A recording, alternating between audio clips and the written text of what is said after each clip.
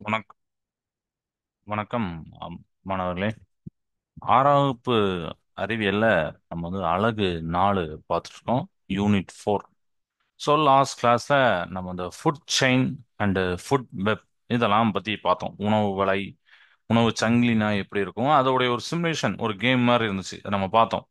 எது உற்பத்தியாளர், எது நுகர்வோர் அப்படிங்கிறத நம்ம பார்த்தோம். அப்படிதானே? அந்த உற்பத்தியாளர்லே பார்த்தீங்கன்னா சில டைப்ஸ் முதல்நிலை, ஃபர்ஸ்டா உட்கொள்றவர், அப்புறம் இரண்டாம் நிலை, செகண்டா உட்கொள்வர். இந்த மாதிரி பார்த்தோம். இப்போ உதாரணத்துக்கு புல்ல ஃபர்ஸ்ட் யார் சாப்பிடுவா? ஆடு சாப்பிடுது. இந்த ஆடை ஒரு சிங்கம் சாப்பிடுது.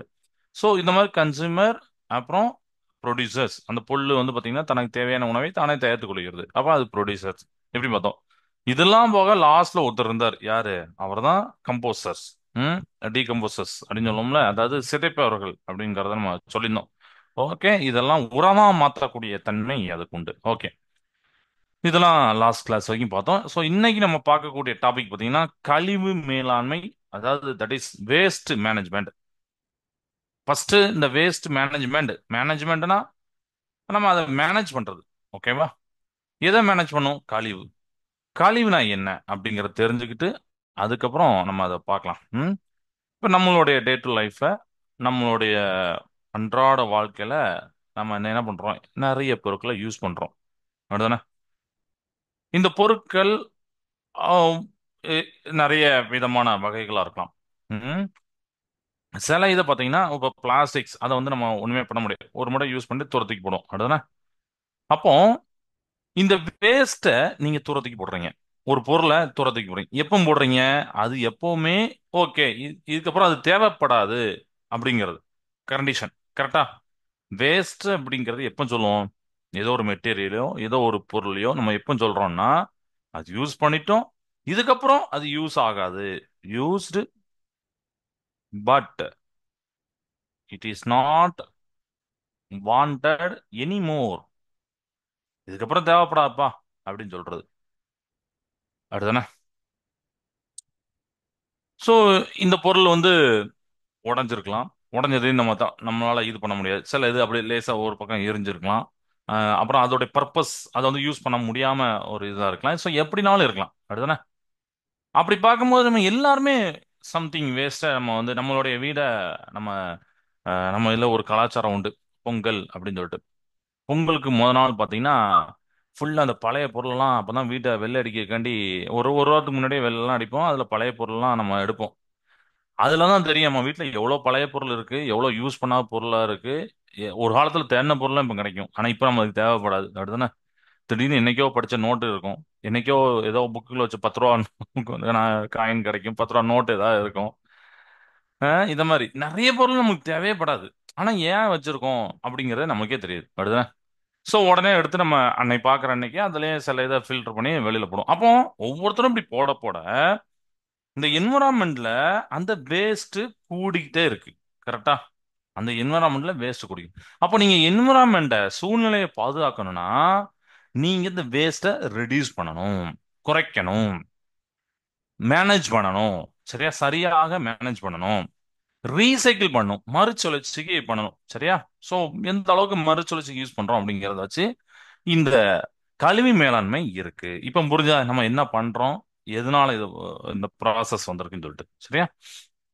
சோ நம்மளுக்கு எல்லாத்துக்குமே தெரியும், நம்ம எல்லாருமே ஆல்ரெடி யூஸ் பண்ணிப்போம். அப்படிதானே? Garbage. Hmm there are many types of waste அப்படிங்கிறாங்க. அப்படிதானே? அதாவது நம்ம எல்லாருமே கழிவுகளை வெளியில தூக்கி எறிகிறோம். நமக்கு தேவையில்ல ஒரு பொருளை பயன்படுத்தி இதுக்கப்புறம் தேவைப்படாதுப்பா, உபயோகம் படாதுப்பா அப்படின்னு சொல்லி தூரத்துக்கு எறிகிறோம். இதுதான் கழிவுகள். அப்படி பார்க்கும்போது எல்லாருமே கழிவுகளை உருவாக்குறோம். ஸோ இந்த சூழ்நிலை மண்டலத்தை பாதிக்கு இது இந்த கழிவுகள். ஸோ இந்த சூழ்நிலை மண்டலத்தை பாதுகாக்கணும்னா இந்த கழிவுகளை நம்ம குறைக்கணும். அப்படிதான் நம்மளுக்கு குப்பைகள், கழிவுகள் எதுன்னு தெரிஞ்சு, ஆனா இந்த கழிவுகள் எங்க போகுதுங்கிறது பெரும்பான்மையான மக்களுக்கு தெரியறது இல்லை. அப்படிதான் நமக்கு அதான் புக்லையும் போட்டிருப்பாங்க, நம்ம பலருக்கும் இந்த கார்பேஜ் எங்க போகுது அப்படிங்கிறது தெரியாது. அப்படிதான் எங்கே போகிறோமோ தெரியவில்லை. ஸோ இந்த கழிவுகள் பார்த்தீங்கன்னா, வேஸ்ட்ல பார்த்தீங்கன்னா சாலிட் அப்படின்னு ஒரு டைப் இருக்கு. திடக்கழிவுகள், குப்பை தொட்டில போடக்கூடிய கழிவுகள். இன்னொரு கழிவுகள் இருக்கு, தட் இஸ் லிக்யூட், திரவ கழிவுகள். சாக்கடை, நம்ம எல்லார் வீட்டுக்கு முன்னாடியும் பின்னாடியும் சாக்கடை ஓடும். அது எங்க இன்னும் வந்ததில்ல. முன்னாடி ஒரு வீட்டுல உள்ள தண்ணி தான் நம்மளுக்கு எப்படி வருது. இது போக கேஸ் அப்படிங்கிற வாயு கழிவுகள். இந்த கேஸ், இது நீங்க எங்க பார்க்கலாம்னா தொழிற்சாலை, இண்டஸ்ட்ரியில பார்க்கலாம். நிறைய ஃபேக்டரியில கண்டிப்பா புகையை வெளியில விடாமலாம் இருக்க முடியாது. அடுத்தது பயங்கரமான ஒரு, நீங்க பார்த்துருப்பீங்க, ஒரு சின்ன ஒரு கோபுரம் மாதிரி இருக்கும், டவர் மாதிரி இருக்கும். அது டவர் வழியா அந்த புகைலாம் போகும். ஆம், எங்க ஊர் பக்கத்துல இருக்கக்கூடிய அந்த சணல் நார் அந்த தொழிற்சாலையில இருந்து பாத்தீங்கன்னா புகை நிறைய போகும். அப்புறம் வேற எங்க பார்க்கலாம், அரிசி மில்லு இருந்ததுன்னா நீங்க பார்க்கலாம். சிமெண்ட், எனக்கு தெரிஞ்சதால சொல்றேன், நிறைய இதுல நம்ம ஏன்னா அந்த கேஸை வெளியில விடாம அந்த ஃபேக்டரியில வேலை நடக்காது. அப்படிதானே? ஸோ இந்த மாதிரி கழிவுகள்லாம் நம்ம சுத்தி இருக்கு. மூன்று விதமான ஒரு அமைப்புல இருக்கு. Okay, right. இப்போ நம்ம என்ன பார்க்க போறோம்னா, இந்த திடக்கழிவுகள் மட்டும் பார்க்க போறோம். ஸோ இந்த திடக்கழிவுகளே அடுத்து ரெண்டு டைப் சொல்றாங்க. சாலிட் வேஸ்ட்ல அடுத்து ரெண்டு டைப் சொல்றாங்க. ஓகேவா? தமிழ்ல பார்த்தீங்கன்னா உயிர்ன சிதைவிற்கு உள்ளாகும் கழிவுகள், உயிர்ன சிதைவிற்கு உள்ளாகாத கழிவுகள் அப்படிங்கிறது ரெண்டு டைப். ஸோ அந்த பேரை பார்த்தீங்கன்னா, இந்த சாலிட் வேஸ்ட் ரெண்டு என்ன சொல்றோம், பயோ டிகிரேடபிள், அப்புறம் நான் பயோ டிகிரேடபிள். சரியா?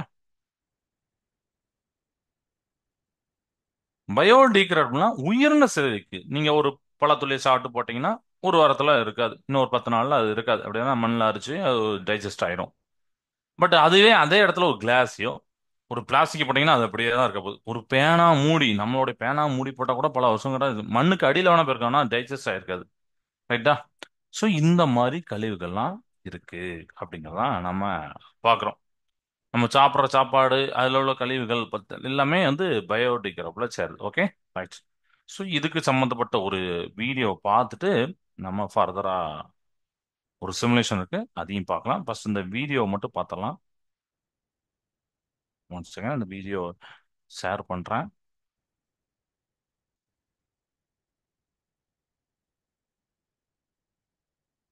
ஸ்க்ரீன் தெரியும்னு நினைக்கிறேன். ஓகே, ஆன் பண்ணலாமா?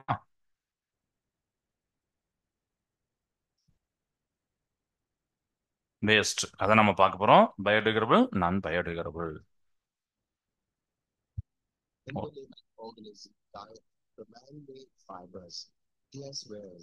பாருங்க, அதாவது உயிரினங்கள் எல்லாருமே, மான்கள் எல்லாமே இறந்தாலும், அப்புறம் மேன்மேர் மனிதர்கள் தயாரிக்கக்கூடிய இந்த ஃபைபர், இலைகள், கிளாஸ், கண்ணாடி, எக்ஸ்ப்ளோசிவ்ஸ், பெரிய பெரிய பெரிய வெடிமருந்துகள், மெட்டல்ஸ், உலோகங்கள், இது எல்லாமே வேஸ்ட் ஆகும். உடனே நம்ம என்ன பண்றோம், அதை தூக்கி வெளியில எறிகிறோம். அப்படிதானே?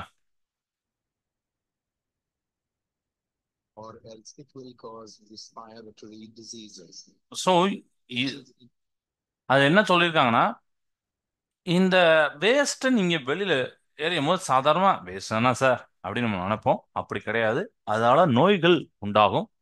ஸோ நம்மளுடைய சுவாச சம்பந்தப்பட்ட நோய்கள், அதான் ரெஸ்பிரேட்டரி டிசீசஸ் அப்படின்னு சொல்றாங்க. இந்த பாருங்க, ஃபீவர்லாம் வரும்.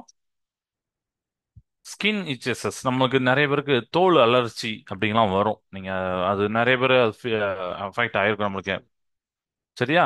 இதே சம்பந்தப்பட்ட நோய்கள் கூட வரும்.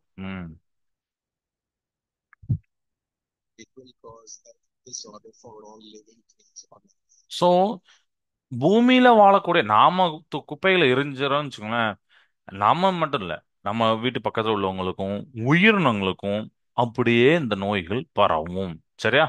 அதனால திருப்பியும் அதே நமக்கு திருப்பி அஃபெக்ட் ஆகும். இது வந்து ஒரு சுழற்சி தான். சரியா? நம்மனால ஈஸியா ஒரு டப்பாவை போட்டுட்டு போயிட்டு பா அப்படின்னு நம்ம நினைக்க கூடாது. கண்டிப்பா அதோட எஃபெக்ட் நம்மளுக்கே திருப்பி வரும். ஸோ இதுல என்ன சொல்லியிருக்காங்கன்னா, the disposal of the waste material are call composting அப்படின்னு சொல்லியிருப்பாங்க.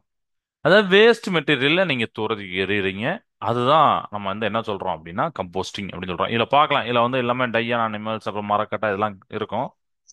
பாருங்க, கொஞ்சம் கொஞ்ச நேரம் கழிச்சு, கொஞ்ச நாள் கழிச்சு, கொஞ்சம் ஒரு மாசம் கழிச்சு எல்லாமே மண்ணோட மண்ணா மக்கிரும், உரமா மாறிடும். அப்படிதானே? இந்த வரேன். இது எதனால நடக்குன்னா, மண்ணுல இருக்கக்கூடிய அந்த மிக மிக சின்னதா இருக்கக்கூடிய கண்ணுக்கே தெரியாத நுண்ணுயிர் தான் காரணம். அப்படிதானே? ஆ? கண்ணுக்கே தெரியும் எப்படி இருக்கும். ஸோ பாக்டீரியாக்களும் ஃபங்கஸ், அந்த ஃபங்கை அப்படிம்பாங்கல்ல, அது பூஞ்சைகளும் தான் காரணம். அது அதோடைய ஸ்ட்ரக்சர் தான் போட்டிருக்கான். பாக்டீரியா பூஞ்சைகள் எப்படி இருக்கும் ஸ்ட்ரக்சர் பார்க்கலாம், அழகா இருக்கும். ஸோ இதுதான் அந்த கம்போஸ்ட் நம்ம பார்த்தோம், டீகம்போசர்ஸ் அப்படிங்கிற இதில் பார்த்தோம். அதுதானே? இப்போ இப்போ நான் லிவிங் திங்ஸ் வரும். நான் லிவிங்ஸ்னா உயிரற்ற பொருட்கள். சரியா? ஆக்சிஜன். இப்போ பாருங்க, ஆக்சிஜன் நம்ம சுற்றி இருக்கக்கூடிய காற்று, மாய்ஸ்டர் ஈரப்பதம், ஹீட் வெப்பம். ரைட்டா? இதெல்லாம் வந்து ஒரு நான் லிவிங் திங்ஸ் தான்.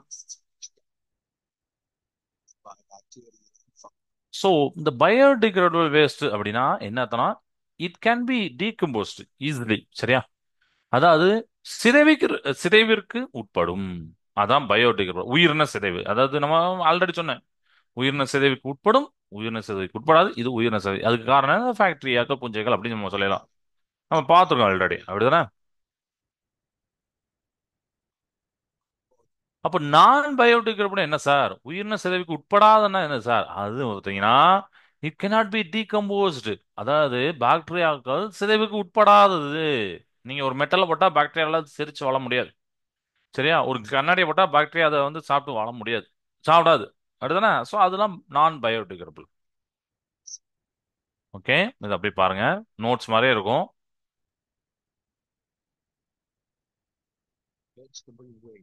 இப்போ நம்ம வேஸ்ட்ல, வெஜிடபிள் வேஸ்ட், காய்கறிகள் நம்ம டே டு லைஃப்ல சாப்பிடுவோம். நிறைய பேர் காய்கறிகள் தூரத்துக்கு எறிவாங்க, அதெல்லாம் வெஜிடபிள் வேஸ்ட்.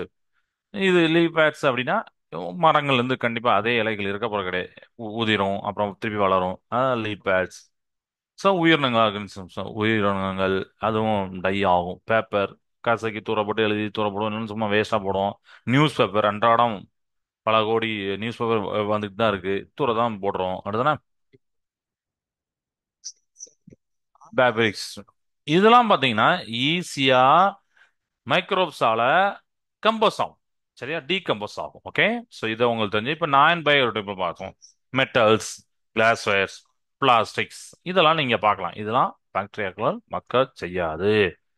சேரு, பாலிதீன் பேப்பரு, பாலிதீன் கவரு, பாட்டில் பார்க்கலாம். மெட்டல் ஆணி எல்லாமே பார்க்கலாம். சரியா? ஓகே. இதை பாருங்க. உயிர்னஸ். ஸோ இதெல்லாம் உயிரின சிதைவுக்கு உட்படாது.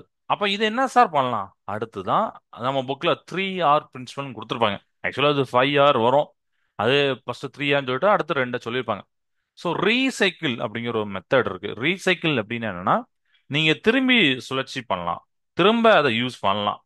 திரும்ப சுழற்சி பண்றது அப்படின்னா என்னன்னா, அது நம்ம எல்லாரும் பண்ண முடியாது. நம்ம வந்து கொடுப்போம். அது அந்த நம்ம சொன்ன கார்பேஜ் எங்க போகுதுன்னு நமக்கு தெரியாதுன்னு நம்ம சொல்லியிருந்தோம். அடுத்தது ஸோ குப்பைகள்லாம் எடுத்துட்டு அதை செப்பரேட் பண்ணுவாங்க. நான் ஆல்ரெடி சொல்லியிருப்பேன் உங்களுக்கு. கிளாஸ், மெட்டல் இதெல்லாம் தனித்தனியாக பிரிப்பாங்க. அதுக்கு இது சம்மந்தப்பட்ட ஒரு சிமுலேஷன் இருக்கு, பின்னாடி காமிக்கிறேன். இதெல்லாம் பிரிச்சு அது ஒரு ரீசைக்கிள் ப்ராசஸ் பண்ணுவாங்க. சரியா? ஃபேக்டரி மூலயமா அது பண்ணுவாங்க. ஸோ ஒரு ஒரு ஊர்ல ஒரு 20 சேர் உடஞ்ச சேர் கிடைக்கி அப்படின்னா, அது அந்த கம்பெனிக்கு போகுது. ஒரு உதாரணத்துக்கு 20 சேர்னு சொல்றேன், ஒரு கம்பெனிக்கு போகுது. உடனே அதை வந்து மெல்ட் பண்ணி இப்ப சில ப்ராசஸ்லாம் இருக்கு, அதுவும் பச்சு. பட் என்னன்னா ஒரு டேஞ்சர் தான். ஒரு பிளாஸ்டிக்ஸை நீங்க திருப்பி மெல்ட் பண்றீங்க, திருப்பி ஹீட் பண்ணி உருக்குறீங்கன்னா அதுல இருந்து கேஸ் வரும். Carbon di oxide, carbon monoxide வரும். ரொம்ப டேஞ்சரஸ் டு அவர் ஹெல்த். சரியா? பட் அப்படிதான் பண்ண வேண்டியிருக்கு. நம்ம ரீசைக்கிள் அப்படிதான் பண்ண வேண்டியிருக்கு. திருப்பியும் அது வேற ஏதோ ஒரு பாட்டிலாவோ இல்ல வேற ஏதாவது ஒரு டப்பாவோ திருப்பி பேக் டு அஸ், நம்மளுக்கு தான் திருப்பி வரப்போகுது. சரியா? ஓகேவா? ரைட்.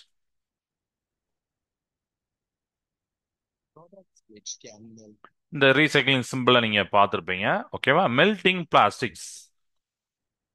இதெல்லாம் அந்த பால்தீன் நம்ம இந்த இதை கண்டிப்பா பார்த்துருவோம். அதுதானே? நீங்க பால் வாங்கும் போது இந்த கவர்லாம் தான் தராங்க. மிந்தி ஒரு காலத்துல ஒரு 15 வருஷம் 20 வருஷத்துக்கு முன்னாடி பாத்தீங்கன்னா, நாம தான் ஒரு கிண்ணம் எடுத்து போனோம். நமக்கு இந்த மாதிரி பாக்கெட்லாம் தர மாட்டாங்க. நம்ம பக்கத்து வீட்டுல எங்கேயோ ஒரு பண்ணை யாரோ ஒருத்தர் வச்சிருப்பாங்க. உடனே அங்க போய் வாங்கிட்டு வரணும். இல்லைன்னா அவங்க நம்ம வீட்டுக்கு வந்து ஊத்துற இப்படிதான் பண்ணுவாங்க. பட் இப்பதான் இந்த பாலித்தீன் கவர்ல வாங்குற மாதிரி வந்துட்டு இது மெட்டல்ஸ் எல்லாருமே இந்த மாதிரி யூஸ் பண்ணிட்டு தான் இருக்கோம். அடுத்ததுன்னா கிளாஸ் வேஸ், இது எல்லாமே ரீசைக்கிள் தான் பண்றோம். இதெல்லாம் ரீசைக்கிளுக்காண்டி காமிக்கிறேன்னா இந்த கிளாஸை பத்தி ஒரு வார்த்தை சொல்லிப்பாங்க என்னன்னா, இந்த glass is a 100% recycle material.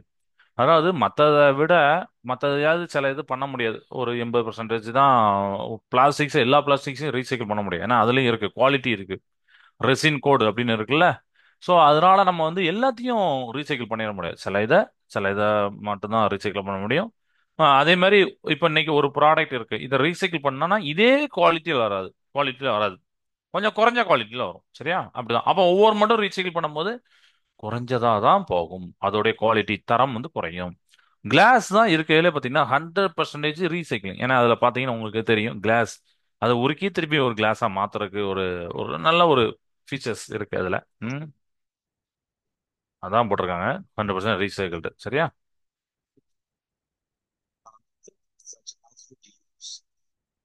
இப்போ அடுத்து பார்த்தீங்கன்னா ரெடியூஸ். சரியா? அடுத்து ரீயூஸ்.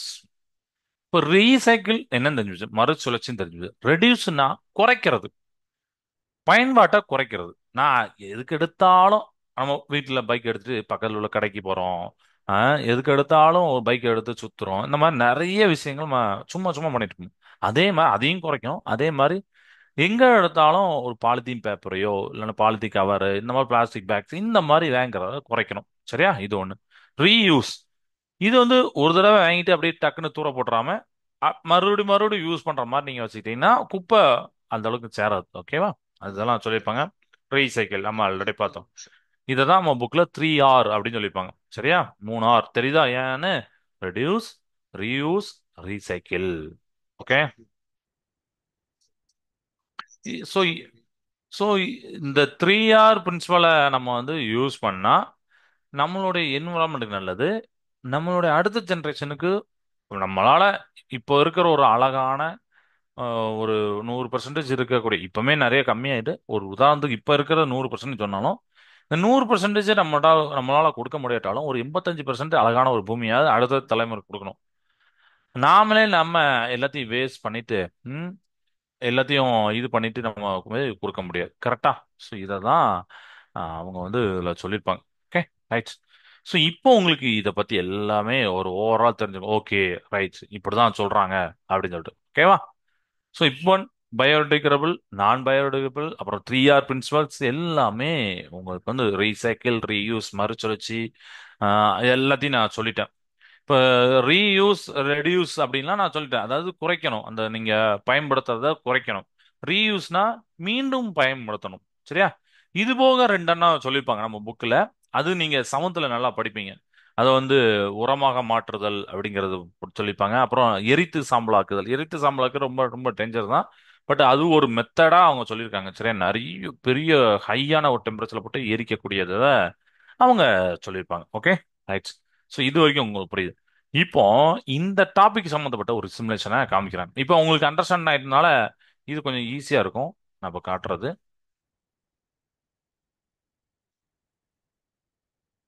நான் காட்டுறேன், ஷேர் பண்றேன் ஸ்க்ரீனை.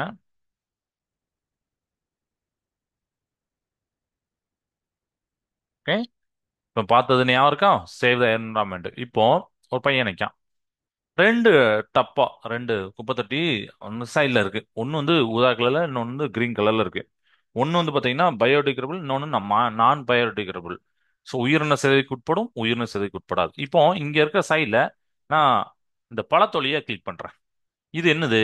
பயோடிகிரபிளா, நான் பயோடிகிரபிள்? நீங்களே ஆன்சர் சொல்லலாம், டக்கு டக்கு டக்குன்னு மெசேஜ் பண்ணலாம் சேட்ல. எப்பவுமே அதுக்கு ரெடியா இருங்க. சரியா? எல்லா கிளாஸுக்குமே ரெடியா இருக்கணும். அவங்க என்ன கேட்குறாங்க, எப்படி சொல்றோம், அது தப்போ ரைட்டோ, ஐயோ ஏதாவது சொல்லுவாங்க அப்படிலாம் நினைக்கவே கூடாது. யோசிக்கிறது தான் பெஸ்ட். சரியா? நம்ம வந்து யோசிச்சு ஆன்சர் சொல்றோம்ல, அதுதான் பெஸ்ட். அது தப்பா இருக்கும் ரைட்டா இருக்கும்லாம் மேட்டரே கிடையாது. பொதுவா டீச்சர்ஸ்க்கு வந்து அந்த சொல்ற பையன் வந்து அந்த முன்னாடி வந்து சொல்றானே அதுதான் பெஸ்டா நினைப்பாங்க. இவன் தப்பா சொல்றான் பாரு அப்படிலாம் நினைக்க மாட்டாங்க. எந்த டீச்சரும் இது வரைக்கும் அப்படி நினைக்க மாட்டாங்க. சொல்றானா சொல்லலையா அதுதான் அவங்களுக்கு. ஸோ அதனால நிறைய ஆன்சர் பண்ணுங்க, இங்கேயும் சரி கிளாஸ்லயும் சரி. சரியா? ஓகே. இது என்னது? பயோடிகிரபிள். Very good. சரியா? இப்போ அப்ப நான் என்ன பண்றேன்னா இந்த குப்பை தொட்டை கிளிக் பண்றேன். அப்ப நான் போ யோசிச்சது கரெக்ட்னா டிக்குலும், இல்லைன்னா இன்ட்டு வந்துடும். இப்போ பயோடிகிரபிள் நம்புறோம். Okay, correct. அவன் எங்க போடணும்? இதுல போய் போடணும். பயோடிகிரபிள் உயிரின சிதைவுக்கு உட்படும். பேப்பர். பேப்பர் மண்ல மக்கும். ஆன்சர்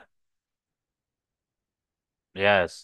உயிரின சிதைவுக்கு உட்படும். அதனால கிரீன் கலர் டப்பால போட்டுருமா? எஸ், நம்ம போட்டது கரெக்ட். அடுத்து பாட்டில் போடுவோம். பாட்டில் என்னதுப்பா? நான் பயோடிகிரேடபிளா? ஓகே, நான் பயோ ஆன்சர் வந்துட்டு. ஸோ அது வந்து என்னது அப்படின்னு பார்த்தீங்கன்னா இந்த குப்பை தொட்டில போடலாம். Yes, correct. பண்ணது கரெக்ட். அடுத்து மெட்டல். மெட்டல் பார்த்தோன்னே சொல்லிடலாம் இது பயோடிகிரேடபிள் கிடையாது, உயிரின சிதைவுக்கு உட்படாது. எஸ், அப்போ ப்ளூ கலர் டப்பா போட்டலாமா? குட். இப்போ கிளாஸ் வேர். கிளாஸும் நான் பயோடிகிரேடபிள் போட்டோமா? Okay, goods. இப்போ இதுக்கு அடுத்த இன்னொரு ஸ்டெப் வரும், அதை பார்க்கலாம். இது இந்த இதுல பாத்தீங்கன்னா 5 டப்பா வச்சிருப்பாங்க. இப்படிதான் ஆக்சுவலி குப்பையை பிரிக்கணும். பிளாஸ்டிக்ஸ் தனியா, ஆர்கானிக் அப்படிங்கிற இயற்கை சம்பந்தப்பட்ட பொருட்கள் அது தனியா, மெட்டல் உலோகங்கள் தனியா, கிளாஸ் தனியா, பேப்பர். ஆக்சுவலி இப்படிதான் பிரிக்கணும். நாம பிரிச்சு கொடுக்குமே இப்படிதான் பிரிச்சு கொடுக்கணும். சரி, ஆனா நம்ம அப்படி பண்ண மாட்டோம். உடைஞ்ச கிளாஸ் சும்மா அப்படியே அப்படியே வச்சு கொடுத்துருவோம். யாரும் இனியும் தூக்கி போடுறாங்க? நம்ம வீட்ல இருந்து அந்த குப்பை தொட்டி கிளம்புனா போதும், அப்படிதான் நம்ம நினைப்போம். ஆக்சுவலி அவங்க அதுல நிறைய கஷ்டப்படுவாங்க. அப்படிதான். ஏன்னா பிரிச்சு எடுக்கும் போது அந்த வீடியோ நான் முந்தி பார்த்துருக்கேன், உங்களுக்கு சொல்லியிருக்கோம்ல. கையில க்ளோவ்ஸ்லாம் போட்டு அந்த குப்பையை தனித்தனியாக பிரிச்செடுப்பாங்க. இப்போ காய்கறி கழிவுகள் அதெல்லாம் நம்ம திருப்பிலாம் யூஸ் பண்ண முடியாது. ஆக்சுவலாக ரொம்ப பெரிய மிகச்சிறந்த உரமா யூஸ் பண்ணலாம். நீங்களே உங்க வீட்டில் பின்னாடி சின்ன சின்ன நம்ம இது மாதிரி வச்சுருப்பீங்களாப்பா, தோட்டம் மாதிரி, சின்ன தோட்டம் மாதிரி வச்சிருப்பீங்க. சின்ன சின்ன செடிகள் வளர்ப்பீங்க. அதுல காய்கறியோடைய அந்த கழிவுலாம் நீங்க போட்டிருப்பீங்க. அம்மா போட்டிருப்பாங்க, நீங்க பார்க்கலாம். ஒரு கத்திரிக்காவோ வெண்டைக்காவோ ஏதோ ஒன்று கழிவுனா அது அங்க போட்டா அது உரமா மாறி அந்த செடிகளுக்கு அது வந்து இயற்கை உரம். அதையும் நம்ம படிச்சிருக்கோம். அப்படிதானே? இயற்கை உரம் பெஸ்ட்னு சொல்லிட்டு. ஸோ அதா மாறும். அப்ப நீங்க பிரிக்கும் போதே இப்படி பிரிச்சு கொடுக்கணும். Okay, right. இப்போ இந்த பழத்தொழியை எங்க போடலாம்? ஆர்கானிக்ல போடலாமா? குட். இப்போ ஆர்கானிக்லாம் கிளிக் பண்றேன். Yes, correct. இப்போ இந்த பழத்தொழி உள்ள போடுறேன். இப்போ இந்த பழத்தொழில் ரீசைக்கிளா என்ன மாறும் கேட்டிருக்காங்க. அதுதான் அந்த பாக்ஸ். நான் ஆல்ரெடி இப்பதான் ஒரு வார்த்தை சொன்னேன். இந்த மாதிரி இயற்கையானது உரமா மாறும் சொன்னேன். ஃபெர்டிலைசர்ஸ் அப்படிங்கிறதான் உரம். அப்ப அதை கிளிக் பண்றேன். கிளிக் பண்ணி இங்க வைக்கிறேன். எஸ். கிரீன் கலர்ல வந்ததுன்னா அது கரெக்ட். எஸ், அது சரியா பண்ணியிருக்கோம். இப்போ பேப்பர் கிளிக் பண்ணுமா? பேப்பர் கிளிக் பண்றேன். பேப்பர் எதுல போனோம்? அதுல பேர்ல பேப்பர்னு இருக்கு, அதனால டைரக்டா தூக்கி போட்டுறலாம். அப்படிதானே? இப்படி போட்டுடலாம். எஸ். இது எடுத்து உள்ள தூக்கி போடுறேன். இந்த பேப்பரை ரீசைக்கிள் பண்ணா என்ன கிடைக்கும்? மறுசுழற்சி பண்ணா என்ன கிடைக்கும் பாத்தீங்கன்னா கார்ட்போர்ட். அப்படிதானே? பாருங்க. Yes, correct. இப்படிதான் பண்ணோம். ஏன்னா இந்த ரீசைக்கிள் என்ன ஆகுதுன்னு நமக்கு முன்னாடி தெரியாது. பட் இந்த சிமுலேஷன் மூலயமா நம்ம தெரிஞ்சுக்கலாம். ஓ ரைட்டு, ஓ இது இப்படி மாறுதோ, இது இப்படி மாறுதோன்னு தெரிஞ்சுக்கலாம். அதுக்கு தான் இந்த நல்ல சிமுலேஷன். இப்போ அடுத்து பாட்டில கிளிக் பண்றேன். பாட்டில் அப்படிங்கிறது உங்களுக்கு பார்த்தா பிளாஸ்டிக்ஸ்னு ஒரு டப்பா இருக்கும். மஞ்சள் கலர் டப்பா போட்டலாமா? S, correct. உள்ள தூக்கி போடுறோம். கரெக்டாக அப்படிதான் போடணும். உள்ள தூக்கி டே டு டே லைஃப்லையும் சொல்றேன், சிமுலேஷன் மட்டும் இல்லை. குப்பையை பார்த்தா கரெக்டா தூக்கி அந்த அந்த குப்பத்தொட்டில போடணும். இந்த பிளாஸ்டிக்கை ரீசைக்கிள் பண்ண என்ன சார் நடக்கும்? நீங்களே யோசிச்சு பாருங்க. கார்ட்போர்ட், பேப்பர், ஒயரா, கார்பெட்டா, ஃபெர்டிலைசர் நம்ம ஆல்ரெடி சொல்லியாச்சு. பிளாஸ்டிக்ஸ் என்னைக்குமே மண்ணில் மக்காது. அப்போ அது ஃபெர்டிலைசர் உரமா மாறாது. கிளாஸ் ஊல்ஸ் அதுவும் மாறாது, ஏன்னா கிளாஸ் வேணும்ல.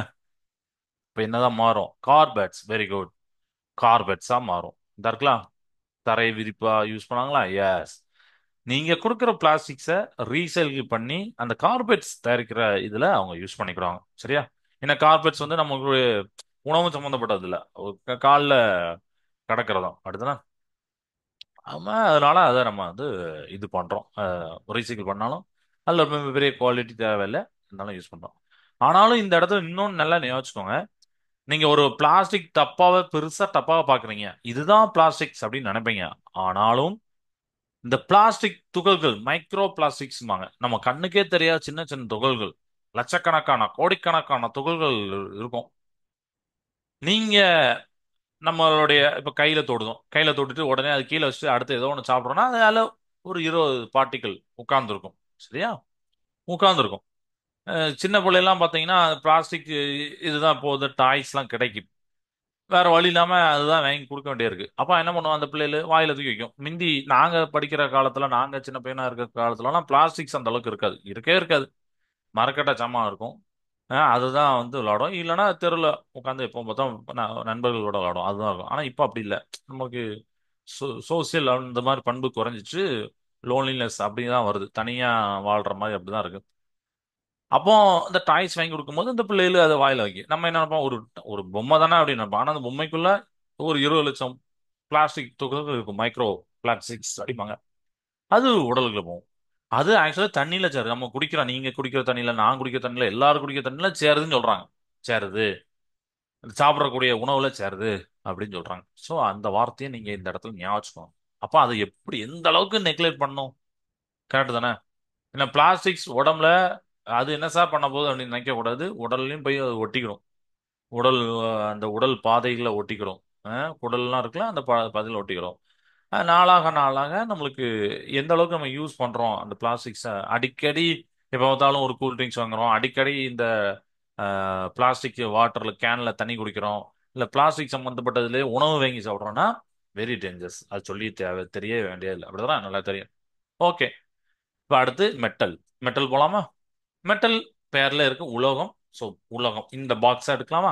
S, correct. இப்போ எடுத்து உள்ள தூக்கி போடுறோம். இப்போ இந்த மெட்டல் அப்படிங்கும் உலோகம். இதுல பார்த்தாலே அந்த ஒயர் அந்த கலர்ல இருக்கு பாருங்க. அப்போ ஒயர்ஸ்னா இதோட ரீசைக்கிள் ப்ராடக்ட். Yes, correct. ஏன்னா மெட்டல் இப்போ டப்பா டப்பாவா இருக்கும். அதை இது பண்ணி என்ன பண்ணிடலாம், ரீசைக்கிள் பண்ணி அது சின்ன ஒரு கம்மியமா மாத்தி அதை ஒயருக்கு யூஸ் பண்ணிக்கலாம். பண்ணியிருக்காங்களா? குட். கிளாஸ் வேஸ் இது கிளாஸ்னா கிளாஸ் உள் தெரிய போகுது. Okay, right. உள்ளதுக்கு போடலாம். வந்துட்டா? இப்போ இதுக்கு என்ன ரீசைக்கிள் ப்ராடக்ட்? இதுதான். இப்ப எல்லாமே உங்களுக்கு கிளியர் ஆயிட்டா? சூப்பரா. கேவாப்பா. இப்போ உங்களுக்கு எதை பத்தி தெரிஞ்சதுன்னா, இந்த பயோடிகிரேடபிள், நான் பயோடிகிரேடபிள், அதாவது உயிரின சிதைவுக்கு உட்படாது, உயிரின சிதைவுக்கு உட்படாத கழிவுகள் அது என்னன்னு தெரிஞ்சு போச்சு. ரியல் லைஃப்ல நம்ம எப்படி அதை பிரிச்சு எடுக்கணும் அப்படிங்கறத நம்ம வந்து ஒரு சிமுலேஷன் மூலியமா பார்த்தாச்சு. ஓகேவா? இதெல்லாம் நல்லா புரியும். Okay, right. அதுக்கப்புறம் பாத்தீங்கன்னா நம்ம புக்ல மாசுபாடை பத்தி சொல்லியிருப்பாங்க.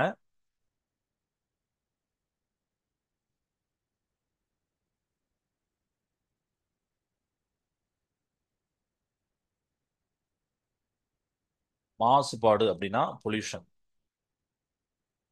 நம்மளை சுத்தி நிறைய விதமான பொல்யூஷன் இருக்கு. அஹ், மாசுபாடு அப்படிங்கிறது என்னது? மாசு அப்படிங்கிற முக்கியமான ஒரு வார்த்தை.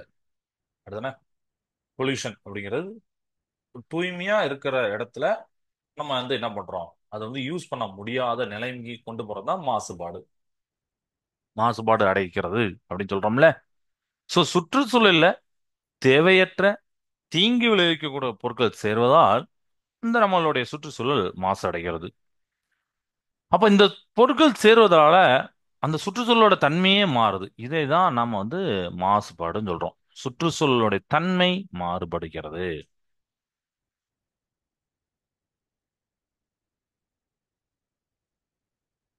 தன்மை மாறுபடுகிறது. ரைட்டா? சோ அதனாலதான் அந்த கிளைமேட் சேஞ்ச் எல்லாம் சொல்றாங்க.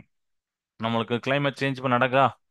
திடீர்னு ரொம்ப அதிகமா வெப்பம் அடிக்கி, திடீர்னு மழை வருது. இந்த மாசம் மழையே வராதுன்னு பார்த்தா அந்த மாசம் மழை வரும். இந்த மாசம் மழை வரும்னு நினைச்சா மழை வராது. இதெல்லாமே இதனாலதான் காரணம். சுற்றுச்சூழலுடைய தன்மை அதுதான் மாறி இருக்கு அப்படிங்கறத சொல்றாங்க. ஓகே. சோ இயற்கை இயற்கையாகவே மாசுபாடு அடையாது. இயற்கை வந்து தூய்மையான ஒரு விஷயத்த நமக்கு தருது. அப்படிதானே? காற்று, தண்ணி எல்லாமே தூய்மையா தருது. மனிதனோட செயல்பாடுகள் தான் சூழ்நிலையை வந்து மாசுபட வைக்கிறது. நாம தான் காரை கண்டுபிடிக்கிறோம், நாம தான் அதுல புகையை உண்டாக்குறோம், நாம தான் பெட்ரோல்ங்கிற ஒண்ணு போடுறோம். எல்லாமே நாம தான் பண்றோம். அப்ப எந்தெந்த பொருட்கள்லாம் அந்த சுற்றுச்சூழலுக்கு தீமை அளிக்கிறோ அதெல்லாம் மாசுபாடான பொருட்கள். மாசுபட வைக்கக்கூடிய பொருட்கள் அதுதான் மாசுபாட்டை உருவாக்கிறது. அப்படிதானே? அது அவற்றை தான் நம்ம என்ன சொல்றோம் பாத்தீங்கன்னா மாசுபடுத்திகள் அப்படின்னு சொல்றோம். மாசுபடுத்திகள், பொல்யூட்டன்ஸ் அப்படிம்பாங்க. சரியா? அப்போ இந்த பொல்யூட்டன்ஸ் மாசுபடுத்தி சேரும் போது நிலத்துல, நீர்ல, காற்றோடைய அந்த இயல்புல, இயற்பியலா இருக்கலாம், இல்ல வேதியியலா இருக்கலாம், இல்ல உயிரியல் தன்மையில ஒரு விரும்பத்தகாத மாற்றங்கள் ஏற்படுகிறது. இதுதான் மாசுபாடு. ஓகே. பொல்யூஷன் அப்படிங்கிறது தெரிஞ்சு போச்சா? பொல்யூஷனா என்ன அப்படிங்கிறது தெரிஞ்சு போச்சு. சாதாரணமா இருக்கக்கூடிய ஒரு என்வரான்மெண்ட்ல நம்ம அந்த என்வரான்மெண்ட்டை மாசுபடுத்துறோம், கண்டாமினேட் பண்றோம் அப்படின்னா, due to waste chemicals harmful substance use பண்ணி, தட் இஸ் பொல்யூஷன். அப்ப எந்தெந்த சப்ஸ்டன்ஸ் தான் அதை பண்ணுதோ அது பேர் பொல்யூட்டன்ட். இந்த பொல்யூஷன்னால அந்த ஏர்ல, லேண்ட்ல, வாட்டர்ல இருக்க பிசிக்கலாவோ கெமிக்கலாவோ பயாலஜிக்கலாவோ உங்களுக்கு வந்து ஒரு மாற்றத்தை உண்டாக்குறீங்க. தேவையில்லாத மாற்றம், விரும்பத்தகாத மாற்றம் அப்படிதானே. திடீர்னு நம்ம வந்து என்ன பண்றோம்னா, அஹ், அஹ், ஒரு கிராமத்து சைடில் பார்த்தீங்கன்னா, மிந்திலாம் அந்த அளவுக்கு பைக்கு கார் வராது. ம்? அந்த காத்து சூழ்நிலை வந்து ரொம்ப நல்லா இருக்கும். ஆனா இப்போ அப்படி கிடையாது. நைட்டும் பைக்கு காரு போயிட்டு தான் இருக்கு, பகல்லையும் போயிட்டு இருக்கு, அதிகாலையில எந்திரிச்சு வாக்கிங் போனாலும் அப்பவும் போயிட்டு தான் இருக்கு. ஏன்னா மக்கள் தொகை பெருகிட்டு எல்லாருமே நம்ம பைக் இப்போ எல்லாரோட தேவைகளும் இருக்கு. ஏன்னா நம்ம ஒரு இடம் விட்டு ஒரு இடம் போறதுக்கு நம்மளுக்கு வந்து மிந்தி பஸ்ஸை மட்டும் நம்பி வாழ்வாங்க. நம்ம அப்பா தாத்தா அவங்க காலத்துல பார்த்தோம்னா ஒரு ஊருக்கு ஒரு ஊருக்கும் பஸ்ஸே கிடையாது. மாட்டு வண்டியில இந்த மாதிரி தான் பயணம் போவாங்க, நடந்துலாம் போவாங்க, பல கிலோமீட்டர் நடந்துலாம் போவாங்க. ஆஹ் பொண்ணு வீடு பையன் வீடு இருக்கும், 2 ஊர் 3 ஊர் தள்ளி இருக்கும், நடந்தே போவாங்க. அந்த மாதிரி நியூஸ் எல்லாம் நான் வந்து கேள்விப்பட்டிருக்கேன். அதுக்கப்புறம் பஸ் வரத்து, போக்குவரத்து வந்துச்சு. போக்குவரத்து வந்து என்ன பண்ணுன்னா, அதுவும் டெய்லி ஒரு நாளைக்கு 10 20 ட்ரிப்லாம் போகுது. ஒரு நாளைக்கு ஒன்றோ ரெண்டோ இப்படி தான் இருக்கும். அதை கனெக்ட் பண்ணி போய் அந்த பஸ்ஸை பிடிச்சி ஊருக்கெல்லாம் போயிட்டு இருந்தாங்க. அப்புறம் 1 2 ஆனுச்சு. இப்போ பாருங்க, ஆள் ஆளுக்கு நம்ம வந்து ஒவ்வொரு வீட்லயும் ஒரு பைக்கோ காரோ, 2 பைக்கு 2 காரு இப்படிலாம் இருக்கக்கூடிய ஃபேமிலி கூட இருக்கு. சரியா? ஸோ எல்லாத்தினாலும் நம்ம என்ன பண்ணிட்டு இருக்கோம்னா, இந்த சுற்றுச்சூழலுக்கு பொல்யூஷனை ஏற்படுத்திட்டு இருக்கோம். ஓகேவா? ரைட். ஸோ இந்த மாசுபாடு அப்படிங்கிறது ஒரே வார்த்தை. மாசுபாடு, பொல்யூஷன் அப்படின்னாலும் அது ஒரு 4 மேஜர் கைண்ட்ஸ் ஆஃப் பொல்யூஷன் இருக்கு. 4 விதமான வடிவங்கள்ல நம்ம அதை சொல்லலாம். சரியா?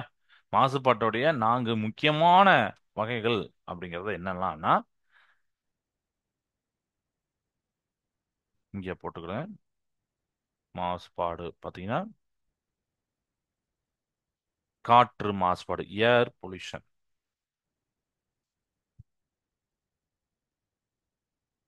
காற்றுல மாசுபடுதா இல்லையா? ம். அதுக்கப்புறம் பார்த்தீங்கன்னா, நீர் மாசுபாடு.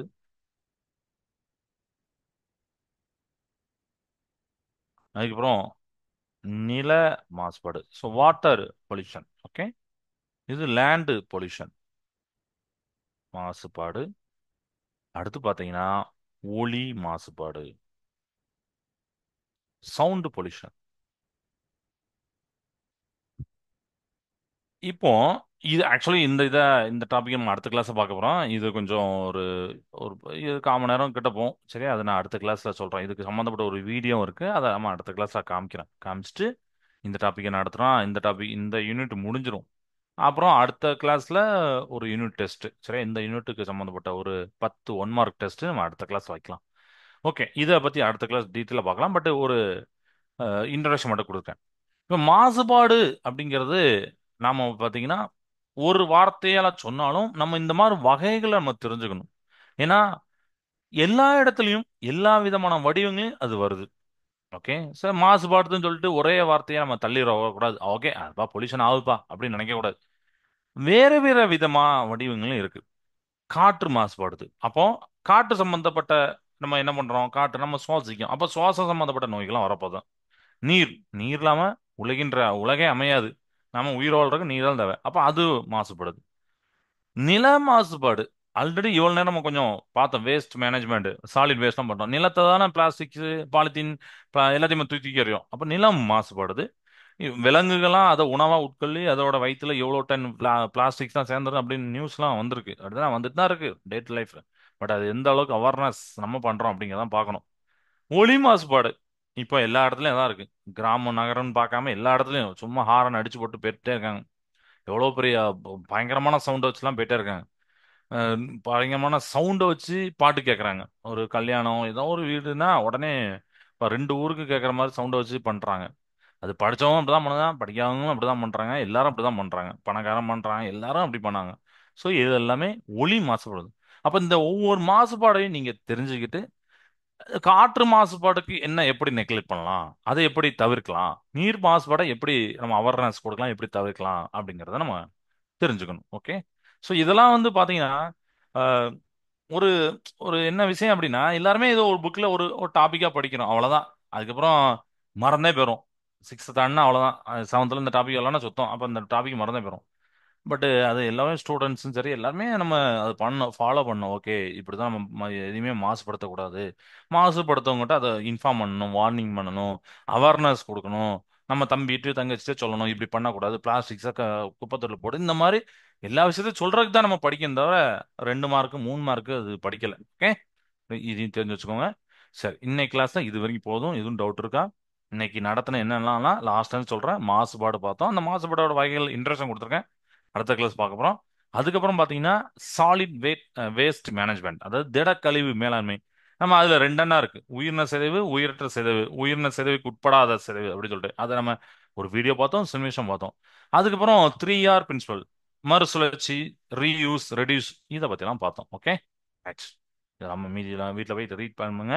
டவுட் எதுவும் இல்லைங்களா? சரிப்பா, கிளாஸ் என்ன செய்த. வாழ்க பாரதம், வெல்க தமிழகம். நன்றி, வணக்கம்.